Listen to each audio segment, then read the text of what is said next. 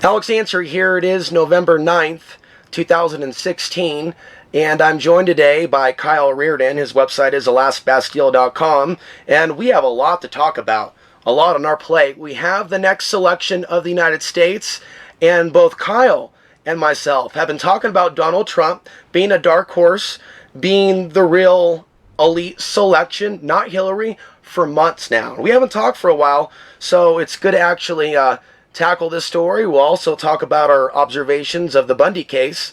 Now that the Bundys have been found not guilty, we've done a number of podcasts suggesting and looking into the potential reality that the whole thing was a psyops to see what types of elements that they could attract. So with that, we will now go to Kyle in Austin, Texas. Kyle, how are you? Not too bad, Alex. It's definitely good to be with you again. So, your initial thoughts. We now have a new president. Well, honestly, I deliberately avoided the so-called general election results, so I honestly don't know what happened. So if you could fill me in, this will be the very, very first time I'm actually hearing what the results are. So what exactly happened yesterday?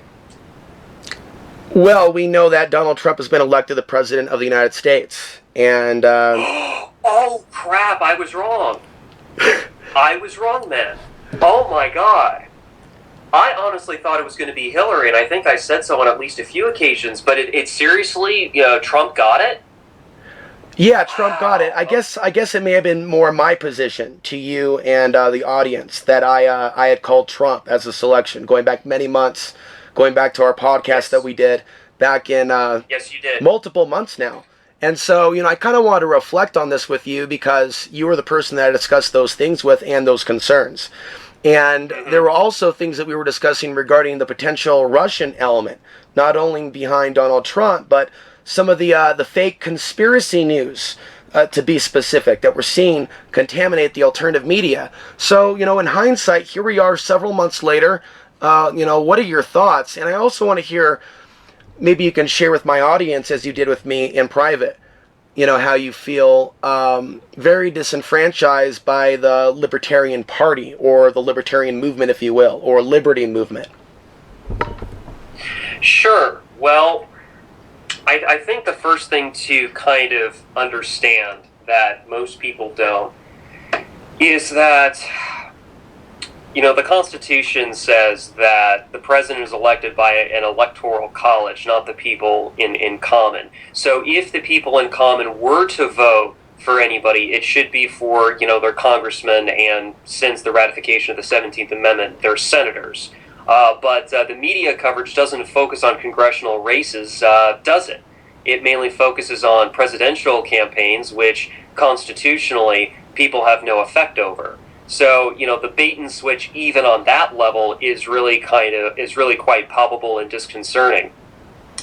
Otherwise, what I would say is that, yes, you and I have covered the propaganda revolving around both Trump and Clinton in its various guises. And what's rather fascinating is the fact that there was this assumption in portions of the alternative media that Trump was allegedly this outsider, this maverick, almost kind of the same propaganda that was used to explain John McCain back in, I think it was 2008 or so, when he went against Obama the first time.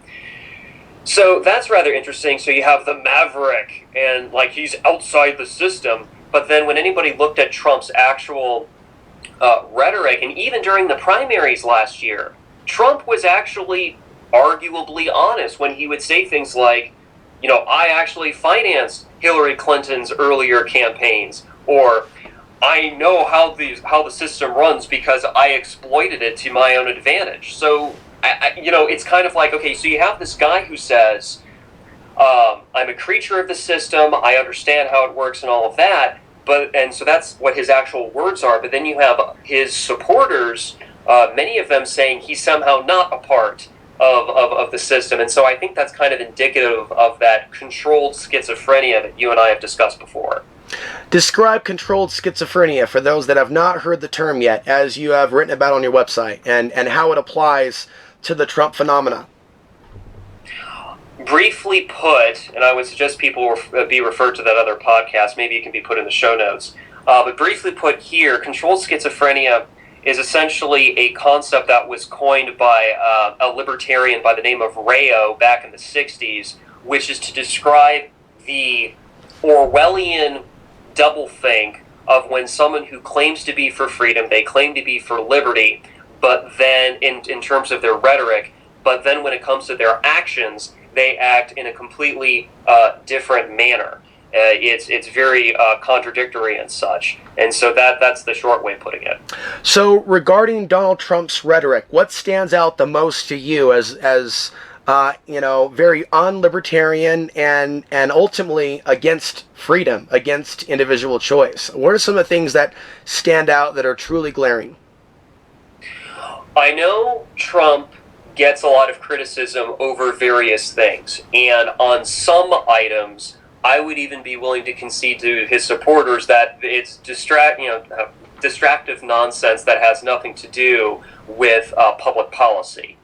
And so that's pretty much all I'm willing to concede as far as that goes. However, the most serious, the most egregious, as you put it, unlibertarian or outright authoritarian actions that he claims he wants to do and such have actually been barely addressed. Me personally, just speaking more as a political economist, Trump's it's really Trump's so-called economic policies, because if anybody was being really honest, Alex, Donald Trump really is the reincarnation of Alexander Hamilton. And Hamilton, while yes being one of the founding fathers, was also the first Secretary of the Treasury. And when he wrote his trilogy of reports to the House of Representatives back in 1790 and 1791, he was essentially promoting a rebirth of mercantilism, protectionism, which was usually the type of economic arrangements that the European monarchies actually ran on. So when you have things like tariffs, a central banking, and probably my personal favorite, business subsidies, corporate subsidies. Those were the three main planks of what became known as the American School of Economics, which of course was ascribed to the economic proposals of Alexander Hamilton, which of course the Congress pushed forward at that time in the 1790s, because it obviously served their purposes for growing government even during the early republic. So Donald Trump, correct me if I'm wrong, I think he's pretty much said he wants to have tariffs on Chinese manufactured goods.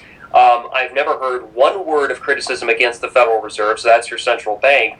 And I think he might even be in favor of subsidies or two if anybody wants to fact check as far as that goes. So the fact that Donald Trump is not I don't think he's a real businessman, honestly. I have no reason to believe he's an entrepreneur. I have every reason to believe that he is a corporatist, which is what a real fascist is, benefiting basically an individual who benefited not from providing goods and services in a free market, but rather somebody who personally profited while socializing losses vis-a-vis political graft, corruption, and pull. I think is what Trump's legacy and actions, at least up to today, have been. So anybody who basically says that Donald Trump is a self-made man, or that Donald Trump it's true that he's a media mogul, but honestly, he didn't do it on his own, and quite literally, I don't think he built that. Because if you remember, like, Obama criticized Americans for, you didn't build that. For people that are actually part of the system who have lobbyists, Rand Paul criticized the K Street lobbyists. Well, you know what? I gotta say, man, Trump is no entrepreneur, and he's no friend of liberty as far as I can tell.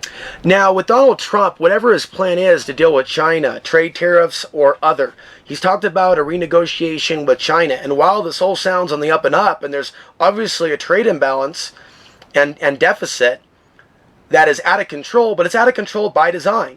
And so I don't believe it is actually going at the real issues.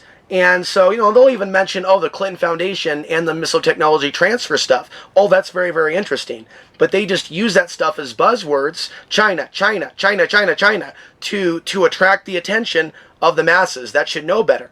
I suspect that whatever trade policies, trade tariff policies with China that he enacts at some point, that it's going to lead to a currency collapse. And we could even look at a situation to where he is only around for 4 years and the baton gets handed to Hillary or gets handed to someone else. It's very, very possible that he will, in the same way that he's inheriting what Obama started, as Obama inherited what Bush started, somebody else could inherit what Donald Trump starts. Yeah, and that's kind of the reality of it now, isn't it? And not only that, I was just checking on Wikipedia real quickly while we're doing this on the fly. For people who may want to kind of follow up on this, there is already a Wikipedia page, even as of today. The title is Inauguration of Donald Trump. Man, that is just scary. Yeah, I heard about Obama, gave him a phone call, a little bit of congratulations.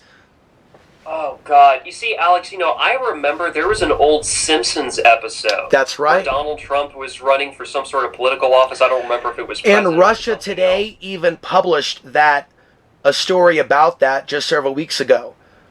And so when you see RT talk about that, that's not just some, conspiracy theory that has no water. And why were they bringing that out, being that RT is the puppet network of Putin? They've been, distracting Americans that have been discontent with the propaganda in the mainstream media. By the way, Alex Jones is seen on video bragging, saying that Russia Today was modeled after InfoWars. And as the months go on, it just gets more brazen, this love of Russia. And it's unfortunate because I think a lot of Americans have been duped. That's what's interesting about, we were discussing some of these things regarding this bromance between Trump and Putin. And we were discussing it before Clinton was discussing it. And what I feel that Clinton was doing when she brought out Alex Jones and named him, and Obama named him, first of all, I think they were giving him promotion. I think that naming, that name dropping is worth several $1 million, especially when it's coming from the president. It's almost difficult to actually put a dollar amount on it, but they actually did him a favor. So when you see a presidential candidate, Secretary of State Hillary Clinton, and Barack Obama in the same month both dropped the name of Alex Jones as their political media enemy, what they're actually doing, in my opinion, is giving him major, major kudos. And so Alex Jones is talking about these people close to Putin that are literally monitoring InfoWars and modeling RT after InfoWars. And that actually has a little bit of truth. When you look at Alex Jones crying wolf and actually exaggerating our own police state and saying that the NDAA, which was signed by Obama, is actually already in effect and we're being disappeared under NDAA. And then you see Russia Today take that same fear-mongering story. It's like they're setting up Russia or other governments to be a savior to intervene in U.S. policies. I've said that for years. But I think that we're seeing a much more clear possibility of that now. Yeah, I'm not much surprised by much of anything anymore. Well, let me just ask you, Kyle. You initially thought Hillary was the pick, correct? Yes, I did. I'm on record for saying that at least a few times. So, what role did you think Donald Trump was there to play to kind of act so outrageous and act so unstable and act so inflammatory that it sent voters in the direction of Hillary Clinton? Yeah, It's like, what would his purpose be there to be the RNC selection? If someone is putting their money behind Hillary, I'm just assuming that it would be to see Trump as such a devastating blow, if you will, to the RNC, because a lot of people said they were voting for Hillary because of the things that Donald Trump was saying. At least this is what I saw on Facebook. True. Yeah, yes, there was rhetoric about that. So it wasn't so much that they liked Hillary, it was more that they disliked Trump so much. And also, let me also add one other thing too. Even some of the Trump supporters said the same thing, but in reverse. That's exactly true. They're voting for Trump. That they voted for Trump, not so much because they like the guy, but more because, and you've mentioned this before, Hillary for president, right? Right, I'll even take it further. It sounds like you say, "Bang her in the prison." It's like, oh my God, there are so many other Secretary of States that have come before Hillary Clinton that are part of this global New World Order system. Hillary is not like the originator of the whole thing, and then it gets absurd with people calling her the whore of Babylon, and the female Antichrist. And people that normally don't talk about things like demons or the supernatural, or sometimes I say archons, all of a sudden she's an archon, she's a demon, she's a shape-shifting lizard or something, and she's the only one. And then people like Jeff Rentz and the other like tabloid type of conspiracy news trash sites will have pictures of on one end Donald Trump the Messiah, and the Messiah symbolism works on people that aren't even religious, as we saw with Obama and the atheists. Messiah symbolism of political candidates coming out of the water, and the Portland papers actually depicted Obama coming out of the water like Jesus Christ. And so Messiah symbolism works really, really well, but also demonizing. So with Hillary Clinton, we saw the Wicked Witch of the West. We saw Hillary Clinton with the slit eyes. What did you notice, Kyle, in the last few months?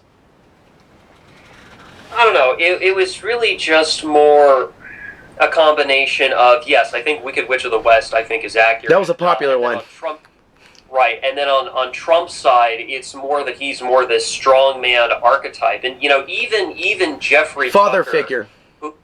Right, and even Jeffrey Tucker, who's an Austrian economist that I've grown to dislike over the years, mainly because he does things like, say, McDonald's was a wonderful example of the free market, which is really laughable because it's mercantilist. He even wrote an article, I think it was sometime last year, or thereabouts, where he even gave a label to it. He said it's Trumpism. Because for anybody that's familiar with the various strains of real fascism, at some point there's like a strongman archetype figure, whether it's Mussolini or others, where they kind of have this cult of personality revolving around them, which is kind of par for the course. And so Trumpism is just that kind of corporatism surrounding Trump and all of that. And oh, by the way, for people who may not have watched some of the footage of some of Trump's rallies, there was one individual who I think is a controlled schizophrenic who actually went to one of the rallies in Florida. He knows who he is.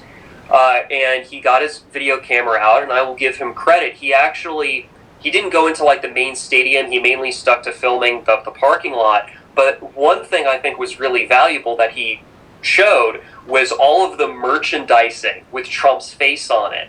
And, the $20, $30 t-shirts and the coffee mugs. And so it's like... And the mask. Donald Trump actually, he went out off the podium like the day before yesterday and picked up a mask and just held it. And it's like, he's bringing that meme out.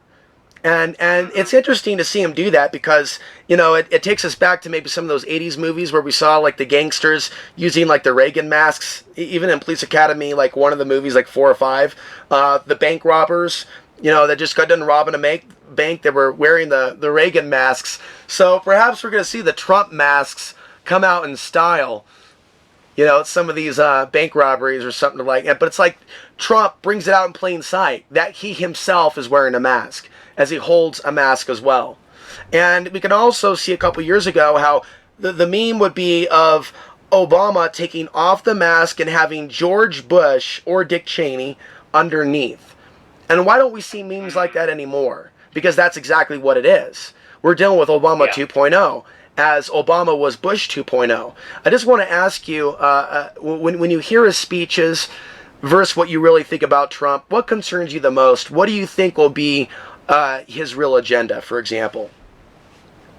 I think Donald Trump's real agenda is to further implode the financial productivity, the real wealth of the United States to his own personal profit. In other words, privatizing gains while socializing losses, which is what his entire career, as I understand it, has been. Right, this is a guy that openly bragged during the primaries and also from that point onward about how much he benefited from the system by either gaining it or thereabouts. If we look at it truthfully, the economics of Trump, he's a globalist. And he has connections throughout the world, from China to Russia. There are things that we haven't even talked about because we're just so bombarded with all this information, and we're just trying to cover the basic facts. But if we dig a little deeper, there are some fairly direct ties there. And as far as the allegations that Donald Trump has ties to the mob, it's not just a few ties, or just that story about the Gambino crime family that in the 1980s had a monopoly on the buildings of new buildings, construction in New York City. They had a concrete monopoly, so they charged a flat tax on all new concrete-based construction projects on new buildings. So apparently they were able to extort Donald Trump. But there was another photograph showing, and of course, of all places, they're at the WE, Donald Trump and this well-known gangster, when he previously said he didn't know that gangster. It comes out just a few days ago that, yes, this is another mafia figure that our current president now is known to be associated with. So what are your concerns? Where do you think Trump's going to take his presidency? I don't think it's an exaggeration to think that Trump will actually start more wars. I don't think that is outside the realm of possibility. Obviously, I think had it gone the other way, I think Hillary would have pretty much, I personally think it would have been equal chance, but maybe perhaps that's debatable. But since the reality seems to be most likely he's actually going to be sworn in January, then what that would kind of suggest is and that, we're still in the honeymoon phase. Some people aren't hungover yet. Some people are just still popping their champagne and they're still going. What are some of the conflict areas that you think could pop up?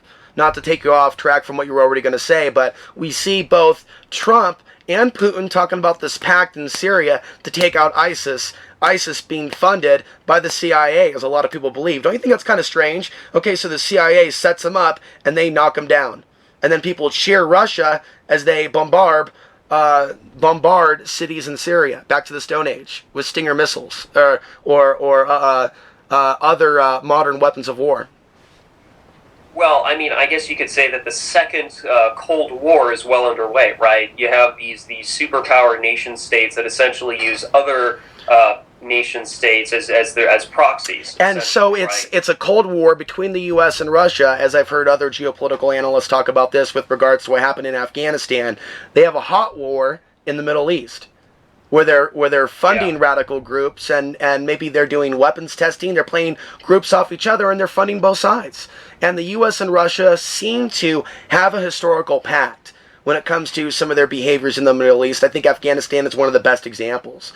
I think they got to learn a lot about guerrilla warfare and taking out a country and divide and conquer from within, with both U.S. and Russian interventions historically in Afghanistan going back several decades. What we're seeing in Syria seems to be a more populated version of what they did in Afghanistan. More urban, more devastation, more people dead.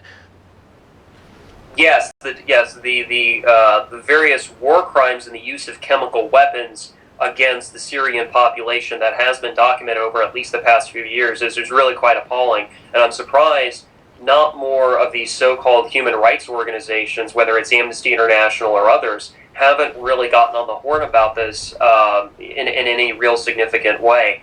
I will say this, though. I would not be surprised if Donald Trump was able to successfully overthrow Bashar al-Assad's Syrian government. Because remember, he's, how do I say this? He's basically had his back to the wall, right? He hasn't lost control yet, but the guy's pretty much hiding in a bunker or thereabouts, and has been for at least a few years. Once he falls, things are going to get real exciting real quick. And I think Trump just might be able to push it over. And who knows, maybe buy up some real estate in Syria and use it for, I don't know, maybe more permanent military bases, right? Mm-hmm. Every time the federal government forcibly and violently overthrows a foreign government, they always set up permanent military bases, like the ones in Iraq. Mm-hmm. So, the global empire with permanent military bases in over 140 countries those will not go away until the American empire comes crumbling down. Yeah, I think we're going to And see so, a lot of neocon support come out after Trump is inaugurated, or maybe it's already happening today. But we noticed this a few weeks ago to a month ago, that more military generals were getting behind Donald Trump. So I guess, NATO and their encroachment upon Russia's borders, we're actually going to see what's really going to become of the Donald Trump foreign policy. yeah, and so I think what people should really be kind of concerned is probably, as far as to kind of end this more on an action step, if anything, if you are parents and you have children, or you are a teenager yourself about to hit 18 or thereabouts, for goodness sakes, please, please, please do not enlist in the or otherwise join the military or enlist. Please don't, because President Trump, your commander in chief, might very well send you to an early grave, or if not that, you might lose a limb or otherwise have other medical issues, as veterans of the Iraq War and others have come back, and their lives are testament to the costs of all that. Right. What I would. And then, of course, you have a music video by, I believe, is Katy Perry, where she joins the armed forces after breaking up with her boyfriend. And that music video came out several years ago, I'd say 3 to 4. And the news from the last year is preparing women for the front lines to be drafted in the event of a national emergency. Right. So as of right now, the draft is inactive. The current law is the Selective Service Act, which basically provides for compulsory registration for male U.S. citizens. And I wrote an article about that, and also a follow-up one about basically how to end war. People can go find that at tinyurl.com/endingwar. tinyurl.com/endingwar, and people can just follow the links for all the information about the selective service system and whatnot. But it's always possible, Alex, that if Trump really kind of goes on a crazy warmongering front where there's actual dead bodies and such, much like what happened under George W. Bush, that people have now largely forgotten about with his war on terror, which never ended. It's quite possible that if Trump is basically, George W. Bush 2.0, there is always the possibility the draft could be reactivated, and thus people would be forcibly conscripted. Now, thankfully, that's not the situation right now. Right now, it's a volunteer military with only compulsory registration, but there's no guarantee that situation will be the same. In fact, there was actually a lawsuit, and I don't know the result of it, but apparently, how do I put this? There are some feminazis, social justice warriors, that are essentially suing on the basis that they, this one teenage girl wasn't allowed to register with Selective Service. And so the grounds of the lawsuit is that they want to have the Selective Service system authority be expanded so that women would have to be forcibly compulsed by law to register for the draft. And I don't know about you, but that's repulsive. Right, and selective service registration is necessary to receive student loans. Yeah. Okay, so what other conflict areas do you want to mention? I'll go ahead and throw it at Iran, because we can definitely see a close connection between Benjamin Netanyahu of Israel and Donald Trump. And you would think those that are pro-Trump, anti-Israel, would be able to see this, but there's obvious cognitive dissonance with regards to this issue as well, the Trump-Israel alliance. I will just say this, as annoying and conflictual as the so-called Iranian nuclear deal was, the upshot or silver lining of it might be to buy us more time before things really, really get nasty. And that's an optimistic forecast, I think. Look, the federal government has been warmongering against the Iranians for at least the better part of a decade, if not longer. So I think, yes, Iran is definitely on the hit list, as it were. In fact, and maybe this should be put in the show notes, but people should really watch that clip from Democracy Now! Where General Wesley Clark essentially was mentioning about that infamous memo, under the State Defense Department, really the War Department, where essentially there was quite literally a list of countries and that were to be knocked out. It was like, what, 7 countries in 5 years? Are we talking the project for the New American Century or another document along the same lines? This was another document along the same lines. Okay. A.B. Goodman interviewed General Wesley Clark about this, and he mentioned about 7 countries in 5 years, I think is what it was. And people should really watch that clip. It's not very long. It's like 2 to 5 minutes out of your life. But suffice it to say, the hit list has been out for quite some time. And Iran is on that list, among others. Right, and there seems to be the staging of certain events and skirmishes from the South China Sea, Japan, South Korean boats, Japanese boats, even China and their fighter jets racing at Japan up to an international airspace line and then turning around and going back to China. And then we see the Iranian Navy boats and more stories. Sometimes there'll be several in a few days. And it seems like, these are deliberate events, mostly to get people psychologically in this World War III mindset. It's not like, okay, they literally are about to go to war, but more like, and I'm speculating, given my 2 cents, that they're bringing the narrative back. They're bringing the narrative back of Iran, the threat, Iran that wants to wipe Israel off the face of the earth, which Alex Jones echoes, which I'm sure Donald Trump will be echoing very, very shortly, that Iran is a threat to Israel, and they keep bringing it back.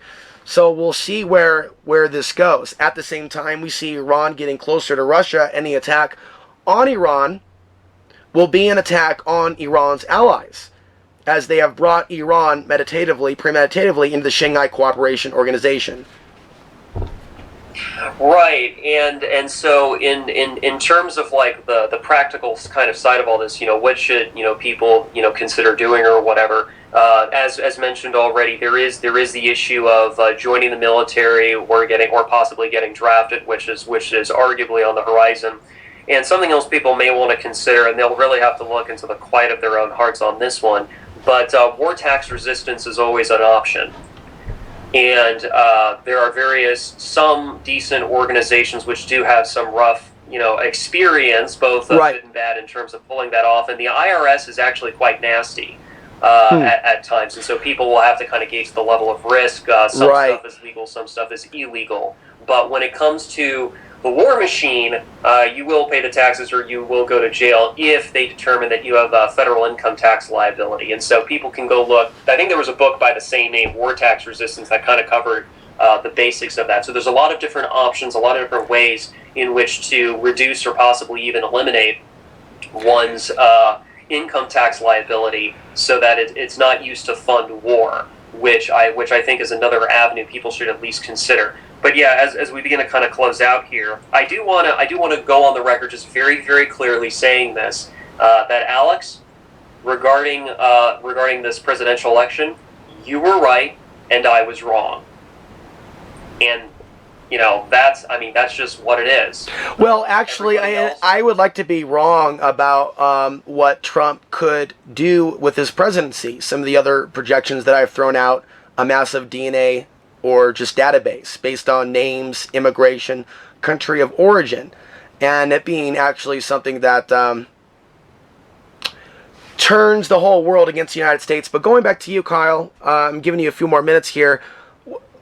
In addition to what you're already going back to what you were saying, I also want to hear what you think his domestic policy could turn out to be with regards to the Fed, for example. There's a lot of Ron Paul supporters and in the Fed types that are throwing their weight behind Donald Trump. And Donald Trump is saying just enough to make it seem like he's going to bring accountability to the Fed. It's not outside the realm of possibility that in this honeymoon phase that Trump may do something that results in him becoming very, very popular that later has some devastating effects. So you and I have already talked about, the China and the trade tariff thing. It could seem to be a real popular thing, but actually something that will be very suicidal economically. And the same thing could be said about interest rate manipulation, the Federal Reserve. Meanwhile, we're constantly going to hear, though, if there's any problems whatsoever, Trump won't be responsible. It's going to be Clinton and the Federal Reserve working against Donald Trump. So we're going to hear this narrative for the next couple of years. And there's going to be a whole propaganda machine based all around this, that all of the supposed poor decisions of Donald Trump are going to be forced upon him by Clinton agents, if you will, within the government. Well, I have no reason to believe that Donald Trump is against the Federal Reserve. I've never heard a speech of his. About a week ago, he's alluding to it. He's totally alluding to the audit the Fed thing. Okay. He's totally just throwing out buzzwords to get people going, huh? This was a few weeks ago. So he already has the Feders in their hand, is what I'm saying. Well, okay, if he's just starting that just as a way to try to co-opt that, I suppose. Look, I mean, unless he's basically saying the same thing Ron Paul did 4 and even 8 years ago, right? Then I wouldn't give much credence to it at all. I mean, even Rand Paul was more of kind of the tepid, more moderate position of auditing the Fed. Right. Which I personally don't see why there does need to be any more transparency. So basically, Alex Jones has already put out the narrative the Federal Reserve is going to do something to cause an economic crisis to blame it on Donald Trump. And this seems to be the predominant post-election conspiracy theory. Yeah, that doesn't make any sense. I mean, look, the fact of the matter is that the comprehensive annual financial reports, the CAFRs, of the Federal Reserve have already been made public for at least a few decades, going at least as far back as I think 1997 or thereabouts, and they're still published. And yeah, I do take a look at them, by the way. And so this entire tepid position of, well, we need more transparency in auditing the Fed, this is a time-wasting thing. If people really wanted a real public policy position of one could be said, it would be for abolition. It would be for ending the Fed, not auditing, but ending it. Right. You know, I think people should really kind of. And I'm not sure what his exact verbiage was, but it was bringing up the Federal Reserve, and then actually Hillary Clinton responded saying that, well, you really shouldn't comment on the Federal Reserve. You really shouldn't do that. And what I've been saying the whole time is that they're actors. They're not really debating. They're going back and forth, reading a script. That's been my position going back to 2008 regarding McCain and Obama. I'm saying they were acting too, and that wasn't a debate. I'm taking it even further. That was not a debate, Kyle, between Ron Paul and Mitt Romney. Ron Paul was not debating with Romney. I know when there's a real debate. No, he wasn't. And so we've become used to this type of behavior. Oh, Clinton was basically putting out, well, you can't talk about the Federal Reserve. So people looking at that going, well, okay, so you're pro-Federal Reserve, and Donald Trump, he's anti, see, he's trying to be good. And so they act in a way that literally gets people hooping and hollering like monkeys. And I can't come up with another description other than monkey. And it's not racially based, but it's monkey-like, lesser than intelligent, ape-like, primitive behavior. Yeah, and that's just kind of really unfortunate that people really kind of haven't seen through the fog yet. So yeah, kind of in closing here. Right, closing comments on this whole thing, and we'll come back with more, I'm sure, very shortly. Right, I would just say this, there's a reason I canceled my voter registration, 3 years ago, and, I've been encouraging other people to do the same. I think there's also a reason why there's been a very recent development, and perhaps if you're interested, we could maybe do a separate podcast on this. Yep. Why the sovereign citizens within the past month or two have actually been trying to co-opt and spread misinformation and disinformation about how one can actually go cancel their voter registration as a legal remedy. So the evidence against the sovereign citizens in terms of them being likely controlled opposition, there's been a new development as far as that goes. So it's very interesting. Okay. That there's all sorts of pressure for people to give their consent to be governed, to support this system, to support Donald Trump and whatever else. And anybody of any political ideology who is telling people that if you want real liberty, a starting point is that you have to not give consent to be governed and withdraw from the system as much as you are legally allowed to, is really being vilified and sabotaged right now. And it's kind of an unfortunate development, but that's where things are right now. So yes, Donald Trump won the election, or at least the general election. I gotta say, man, you called it. You totally called it. Well, Kyle, spill out your website for us and some of the information that people can find there. My blog is located at thelastbastille.com. And so if people want to look for, I guess you could say, anti-political libertarianism, for lack of a better term, that's where you can kind of get started. All right, Kyle, thanks for being with us. We'll be back with another podcast. Thank all of you for watching.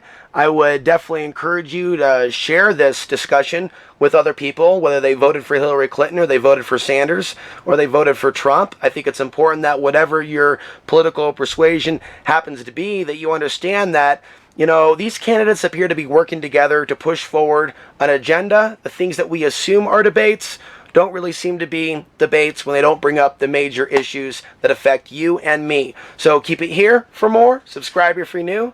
And the website is alexansary.tv. All right, that's good. That's great. And I'm sure my end recorded all of it. I'm hitting pause now.